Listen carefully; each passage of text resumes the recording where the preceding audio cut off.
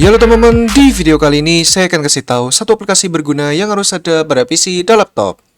Tanpa berlama-lama, langsung saja kita mulai. Oke, jadi video ini sudah menyentuh part yang ke-51. Bagi teman-teman yang penasaran aplikasi apa saja dari part yang pertama sampai part 50, kalian bisa cek aja untuk link download filenya di deskripsi di bawah atau di deskripsi video. Karena di dalam file tersebut, gua sudah kasih tiap aplikasi dari part yang pertama sampai yang sekarang. Oke, jadi kita langsung aja mulai. Jadi pertama-tama kalian bisa download aja untuk filenya ini.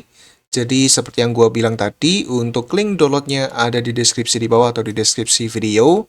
Kalian bisa klik aja untuk link Google Drive. Kalian tinggal download aja untuk filenya. Dan kalau sudah, kalian bisa ekstrak terlebih dahulu untuk filenya dengan cara klik kanan pada filenya, lalu pilih extract here. Kemudian kalau sudah, kalian bisa langsung buka saja untuk foldernya kalau sudah muncul.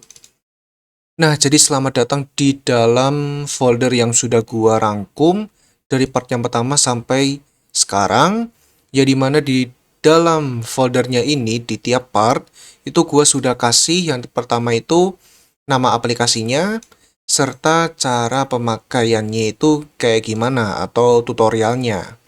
Nah, jadi seperti itu. Sekarang kita akan fokus saja ke part yang 51. Kita masuk aja. Lalu di sini kalian bisa langsung buka untuk link website Quick CPU. Kalian bisa double klik aja. Nah, jadi kali ini untuk aplikasinya adalah Quick CPU. Jadi mana gue itu pernah bikin ya untuk tutorialnya dan gue lupa di part yang keberapa. Cuman di sini ada yang berbeda ya, dimana versi Quick CPU. Jadi versi Quick CPU sudah muncul yang versi 5, ya dimana versi 5 ini katanya masih beta guys. Nah, jadi kalau kalian mau lihat untuk tampilan UI-nya sudah makin bagus, jadi fiturnya juga makin banyak. Nah, jadi sekarang kita bisa langsung download aja.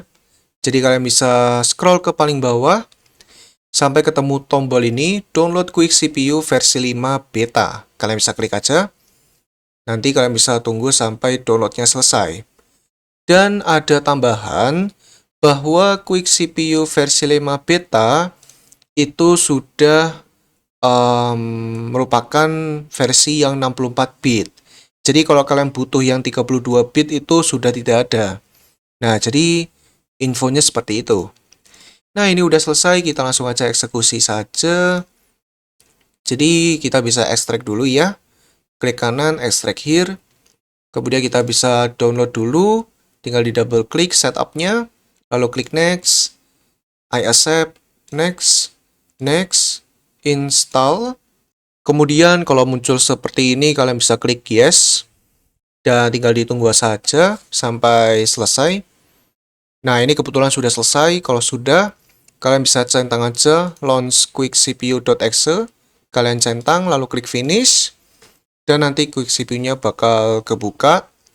Tinggal diklik yes.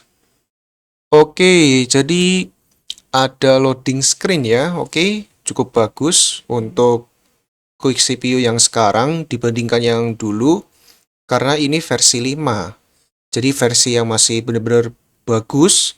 Tapi sayangnya ini masih beta. Jadi mungkin ada tahapan yang selanjutnya atau ada updatean-updatean terbaru di masa yang akan datang. Nah, jadi selamat datang di dalam Quick CPU.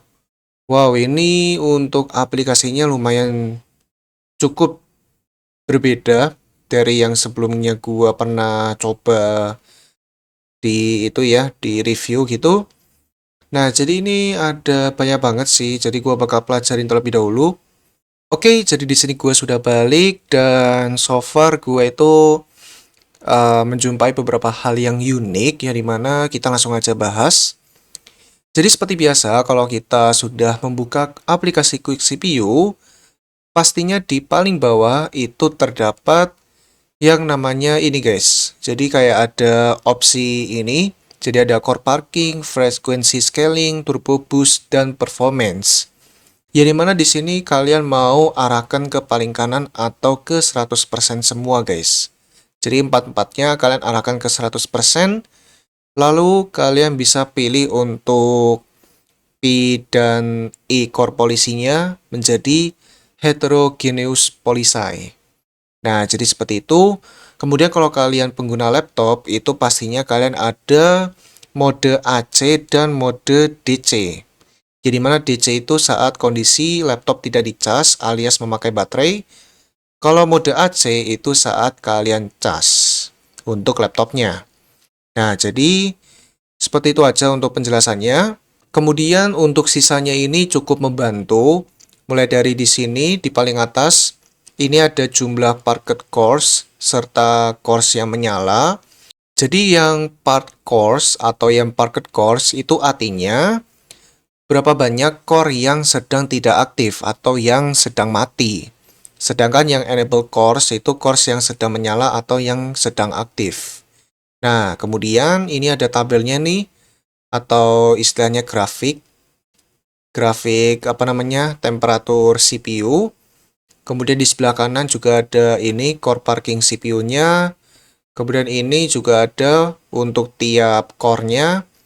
Nah, terutama yang di sebelah kiri itu ada 5 kotak. Jadi yang pertama ini kotak temperatur, kedua utilization, ketiga clock-nya, keempat power, dan yang kelima adalah VED.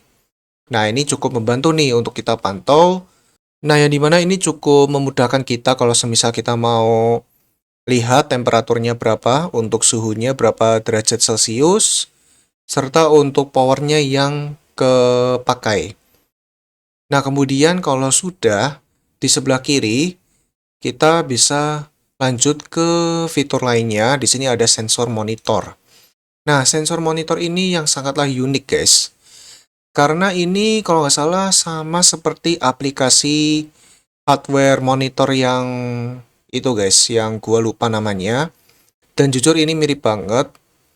Jadi ini serba lengkap, ada baterai, sampai RAM, kemudian ada CPU, GPU ya kan, kemudian ada suhu-suhunya juga, mulai dari minimum, maksimum, dan average.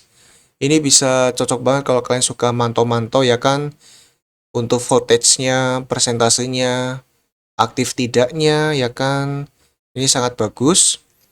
Kemudian lanjut di sini ada fitur charge. Ya dimana charge ini kita harus berlangganan, guys. Jadi kita skip aja. Kita lanjut ke fitur memori. Oke, jadi memori di dalam aplikasi Quick CPU ternyata ini ada, guys. Jadi meskipun namanya Quick CPU, tapi ada aja yaitu memori atau yang berkaitan dengan RAM. Jadi di sini kita bisa melakukan pembersihan kalau semisal kalian mau.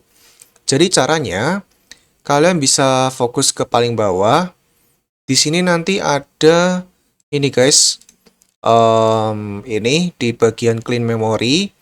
Jadi ada working set, system cache, dan standby list.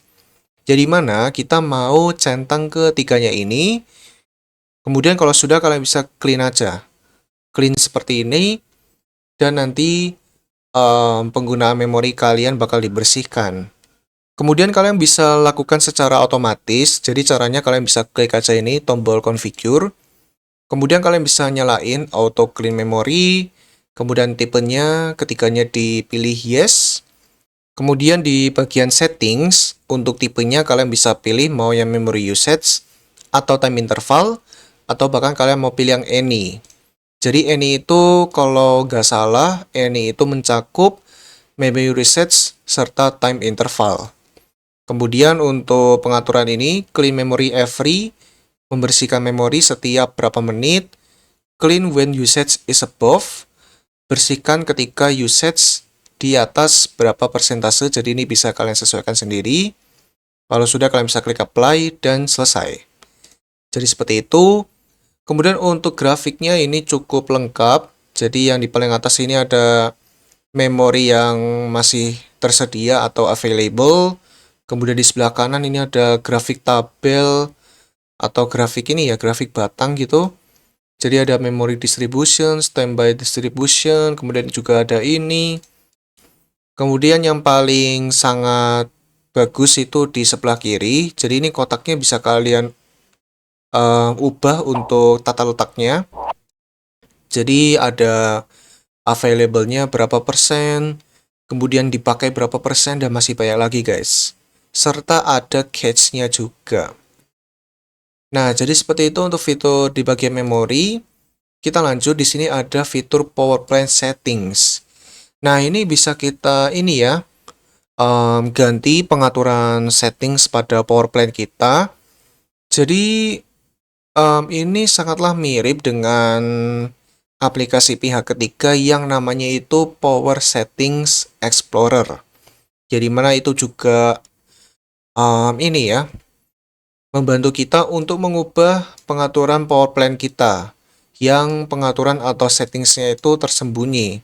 Jadi kita bisa menggunakan aplikasi Power Settings Explorer atau bisa lewat Quick CPU ini guys. Wow, oke. Terus kita juga disediakan fitur Power Plan Management. Ini merupakan power plan yang tersedia di PC atau laptop kita.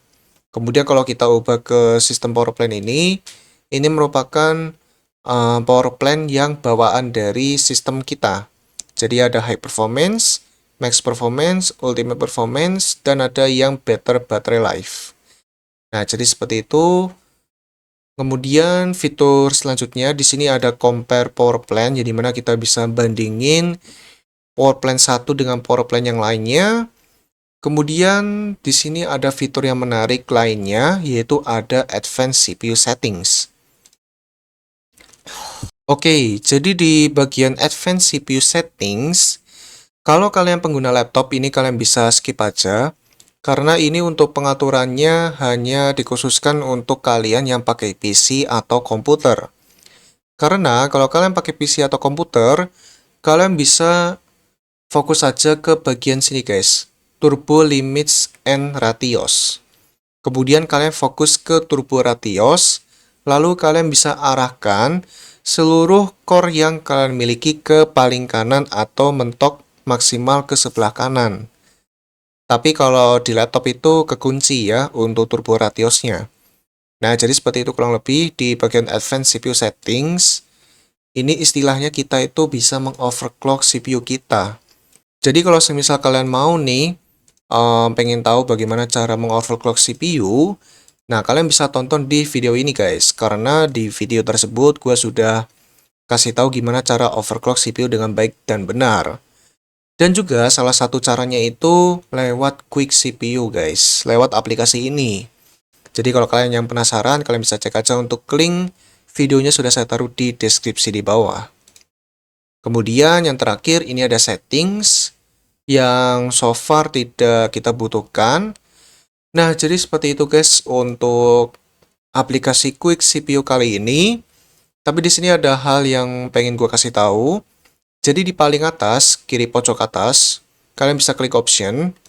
Pastikan kalian nyalain Start Application on System Startup. Kemudian nyalain Startup on System Tray. Dan nyalain juga yang terakhir yaitu Minimize to System Tray. Jadi nyalain ketiga ini saja. Pastikan sudah kecentang. Dan sudah deh. Jadi ya seperti itu untuk satu aplikasi berguna yang harus ada pada PC atau samsi dulu. Semoga video ini bermanfaat, jika bermanfaat, jangan lupa subscribe, like, dan share video ini. Terima kasih banyak, oke, friends, sampai sini dulu, tindung free ya. Dadah!